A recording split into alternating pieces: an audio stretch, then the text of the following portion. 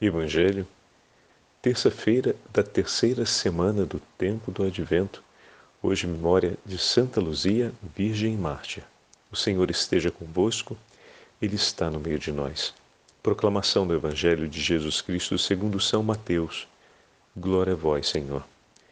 Naquele tempo disse Jesus aos chefes dos sacerdotes e aos anciãos do povo: Que vos parece? Um homem tinha 2 filhos. Dirigindo-se ao primeiro, lhe disse: Filho, vai trabalhar hoje na vinha. O filho respondeu: Não quero. Mas depois mudou de opinião e foi. O pai dirigiu-se ao outro filho e disse a mesma coisa. Este respondeu: Sim, senhor, eu vou. Mas não foi. Qual dos 2 fez a vontade do pai? Os sumos sacerdotes e os anciãos do povo responderam: O primeiro. Então Jesus lhes disse: Em verdade vos digo que os publicanos e as prostitutas vos precederão no reino de Deus. Porque João veio até vós, num caminho de justiça, e vós não acreditastes nele. Ao contrário, os publicanos e as prostitutas creram nele. Vós, porém, mesmo vendo isso, não vos arrependestes para crer nele. Palavra da salvação. Glória a vós, Senhor. Terça-feira da terceira semana do tempo do Advento, hoje memória de Santa Luzia, Virgem e Mártir. Em nome do Pai, do Filho e do Espírito Santo. Amém. Queridos irmãos e irmãs, a Santa Liturgia nos leva para o 21º capítulo de São Mateus e nos entrega a parábola dos 2 filhos, onde o Senhor tem como interlocutores os fariseus e os mestres da lei. É tão delicada essa parábola que ela apresenta com uma evidência inequívoca o chamado que o Senhor faz à conversão de seus interlocutores. Ao colocar a história dos 2 filhos, na qual todos nós de alguma forma nos identificamos, ou porque já assistimos essa cena, ou porque já fomos parte dela no relacionamento com os nossos pais ou com alguém que nos pedia algo, todos nós conseguimos entender com muita clareza aquilo que o Senhor diz. Um elemento a mais que passa no texto que nós normalmente não percebemos é que a negativa do filho não implica depois numa punição do pai pelo primeiro não dito. Simplesmente, Jesus passa da resposta negativa que foi dada à resposta positiva com um certo contentamento, o que recorda para a gente a alegria de Deus que nos declarou por meio de seu Filho que no céu haverá mais alegria por um pecador que se converte do que por 99 justos que não precisam de conversão. A alegria do pastor que, quando encontra a ovelha, não bate, não faz violência contra ela, para que ela aprenda que não deve mais se afastar do rebanho, mas a toma nos ombros e a leva com alegria e a protege mais, de maneira que ela não se perca outra vez. Nosso Senhor usa a medida do amor para falar sobre o seu amor por nós. O testemunho do Senhor, quando fala do amor, é o seu amor. Olha que interessante. O nosso parâmetro de justiça nem sempre passa por essa categoria. Estabelecemos muitas vezes que a justiça para a educação, ela não precisa começar com a renovação da certeza de um amor que não se abala diante do erro, mas com a dureza de uma punição e a severidade de uma exigência para evitar um futuro erro. Quando, na verdade, nosso Senhor nos mostra que toda correção que Ele realiza começa por uma renovação da sua escolha de amor e por uma renovação dos seus atos de amor. Ele restaura a certeza de um amor que não muda em relação ao pecador, um amor de sua parte que não muda em relação ao pecador, independente do pecado cometido. Começa ali, a partir da declaração dessa certeza, é que ele renova o ato de amor sempre de maneira surpreendente, para que não reste dúvidas no coração daquele que caiu pelo erro, que o Senhor está ali por ele. E só depois é que vem a frase: vais e não torne a pecar. Porque depois de conhecer um amor assim tão grande, se torna mais difícil se afastar dele. Percebem? Essa é a pedagogia do Senhor, essa é a pedagogia celeste. E hoje nós celebramos a memória de Santa Luzia, que amou sempre e intensamente o Senhor, desde jovem. E quando foi prometido em casamento, essa promessa, ou melhor, essa sua escolha não foi reconhecida por seus pais, mas de uma forma extraordinária, como nós vamos ouvir agora na narrativa de sua história, o Senhor deu a ela a graça de poder seguir pela vocação que Ele havia, desde toda a eternidade, desejado para Luzia. Mas, eis que no meio da estrada se levantaram aqueles que foram seus perseguidores. E dessa forma, impuseram a ela um sofrimento que terminou com a sua entrega, com o seu encontro definitivo com o Senhor. Tendo dito isso, nós vamos olhar o texto de Santo Agostinho, que falando de uma maneira muito delicada, Santo Ambrósio, ele vai mostrar exatamente essas passagens, como a perseguição, ela apressa o encontro com o nosso Senhor. Luzia queria consagrar sua inteira vida ao Senhor, mas os seus perseguidores fizeram com que ela tivesse o quanto antes junto ao seu amado, para nunca mais deixá-lo. É uma sensibilidade belíssima de Santo Ambrósio na narrativa desse texto, que é um dos seus livros sobre a virgindade, ou o livro principal, melhor dizendo, um de seus escritos sobre a virgindade, o livro principal que fala sobre esse tema.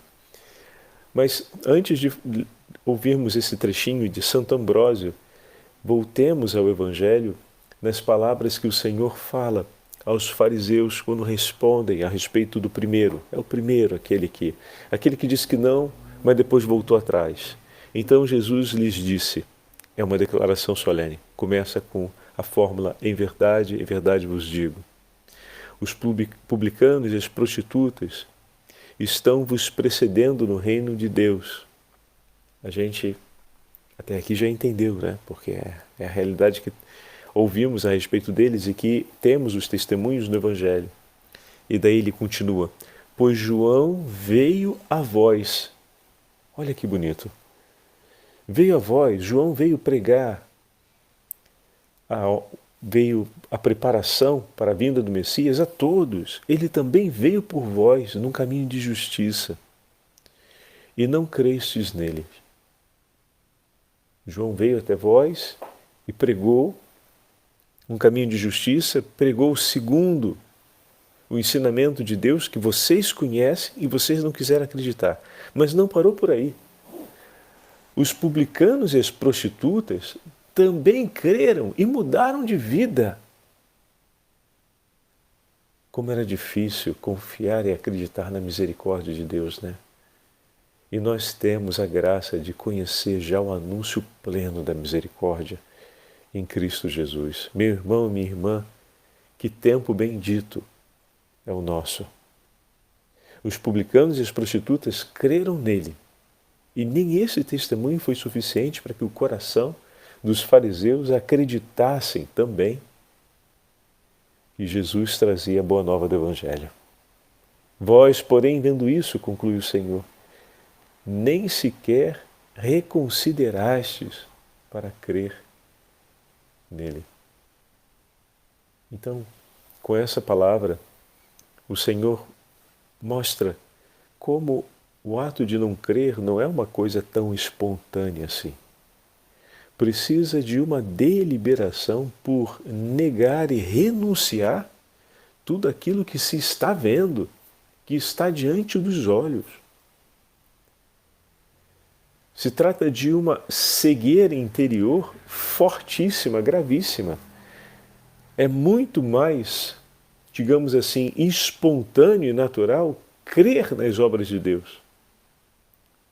E muito mais fora da ordem, digamos assim, natural, não crer, porque o exercício da razão e uma sincera busca pela verdade dos fatos leva a gente para o testemunho de fé que o Senhor oferece em nosso favor. Leva a gente diante do acontecimento da verdade, ou seja, do poder de nosso Senhor Jesus Cristo pela salvação das almas, na redenção dos homens. Então é muito mais empenhativo negar, ou abandonar a fé, ou estar longe da fé, porque vai precisar fazer um esforço enorme por não ver as evidências de Deus que estão por toda parte à nossa volta. Então, olhemos agora esse texto de Santo Agostinho, estou com Santo Agostinho na cabeça, Santo Ambrósio, e vamos depois dar uma olhadinha na história de Santa Luzia e ver como é que se enquadra, né? Porque, obviamente, Santo Ambrósio, ao escrever o seu texto sobre a virgindade, leva em consideração também o testemunho dessa Mártir. Tu, uma dentre o povo, uma da plebe, sem dúvida, uma das virgens, que com o esplendor da alma iluminas a graça do teu corpo, e por isso és uma imagem fiel da Igreja, e em teu leito durante a noite, medita sempre em Cristo e aguarda a sua chegada a todo momento. Eis que o Cristo deseja de ti, eis porque te escolheu. Ele entra, já que a porta está aberta. Não pode faltar, pois prometeu que viria.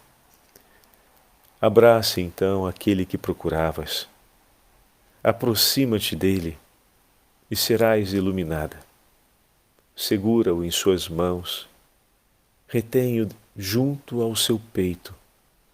Roga-lhe que não parta logo. Suplica-lhe então que não se afaste de ti. Porque o verbo de Deus corre, mas se deixa reter quando encontra o amor. Que tua alma vá encontrá-lo em sua palavra. Segue atentamente a doutrina celeste, porque ele passa depressa. Que diz a esposa no livro do Cântico dos Cânticos? Procurei-o e não o encontrei, chamei-o e não respondeu. Se partiu tão depressa aquele que chamastes, a quem suplicaste e a quem abristes a porta, não julgues ter-lhe desagradado. Muitas vezes ele permite que sejamos postos à prova para que se intensifique a força do amor em nós. Afinal, o que disse no Evangelho às multidões que lhe pediam para não se afastar? Eu devo anunciar a palavra de Deus também em outras cidades, porque para isso é que fui enviado.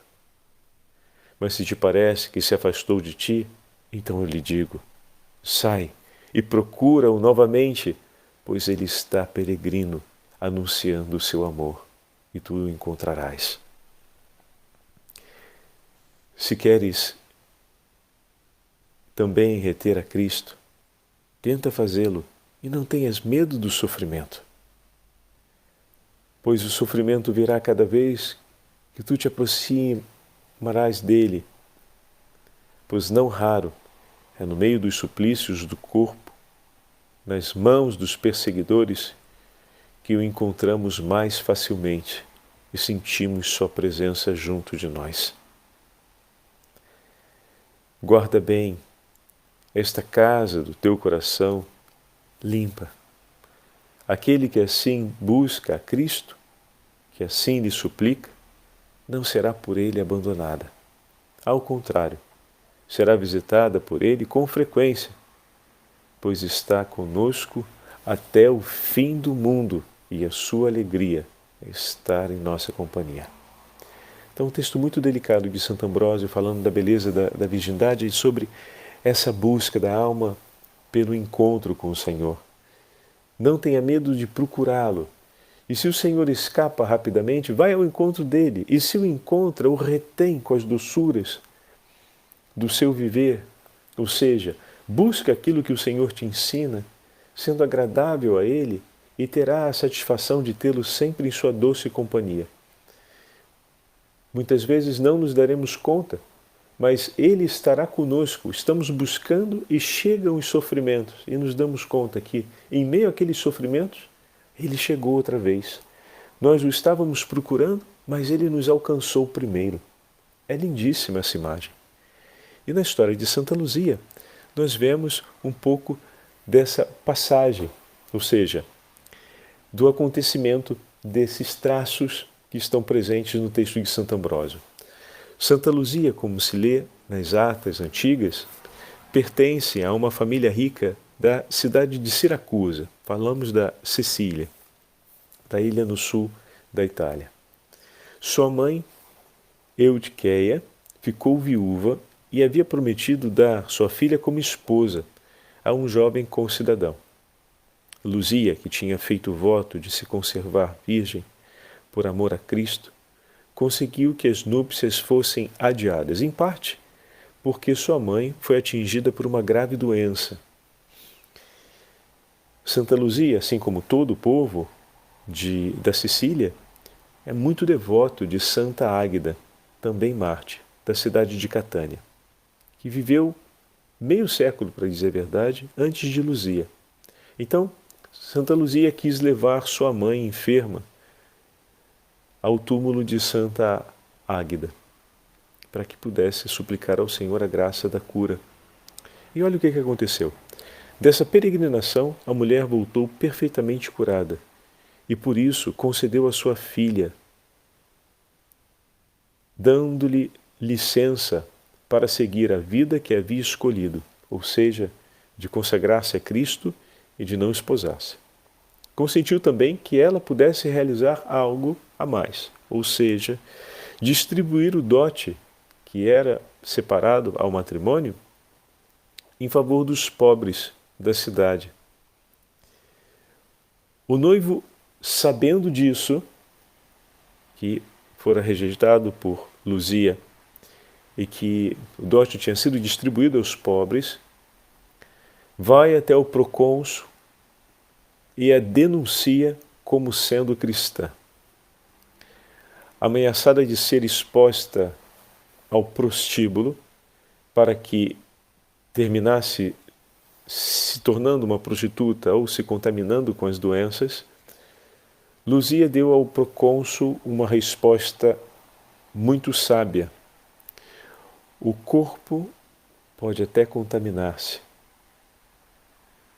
mas a alma só se contamina se consente. O procônsul quis, então, passar a uma ameaça mais grave, tendo em vista que aquela não trazia temor ao seu coração.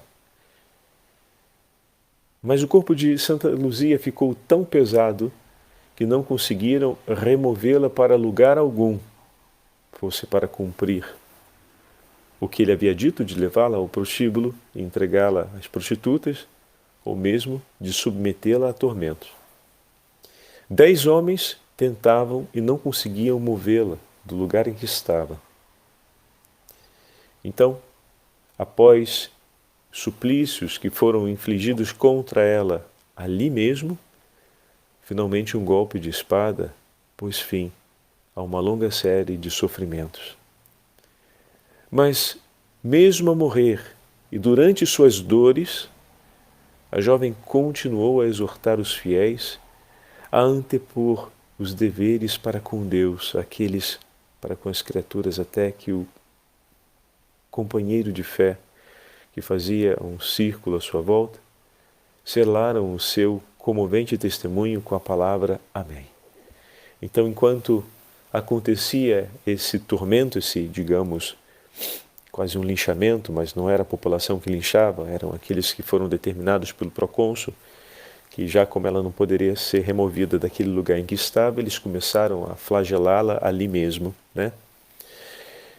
E outros vieram a acudi-la, e seus companheiros cristãos que estavam ali em volta viam toda aquela cena e acompanhavam de perto com as suas orações, mas não podiam praticamente intervir.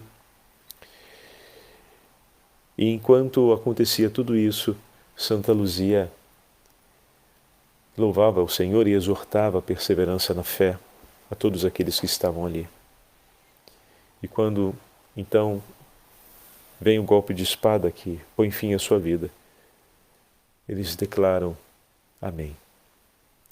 Testemunham-lhe a antiga devoção que se difundiu rapidamente, não apenas no Ocidente, mas em todo o Oriente.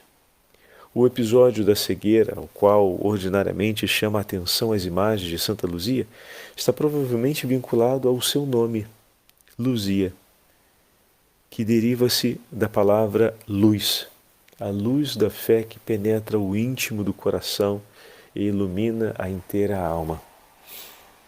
Alguns atribuem também que parte do martírio de Santa Luzia aconteceu com a cegueira de seus olhos.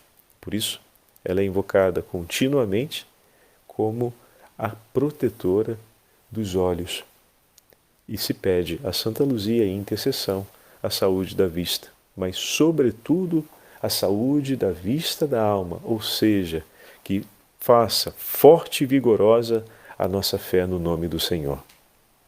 O Senhor esteja convosco, Ele está no meio de nós. Pela intercessão de Santa Luzia e da Beatíssima Virgem Maria, Rainha dos Mártires, abençoe-vos o Deus Todo-Poderoso, Pai, Filho e Espírito Santo. Amém.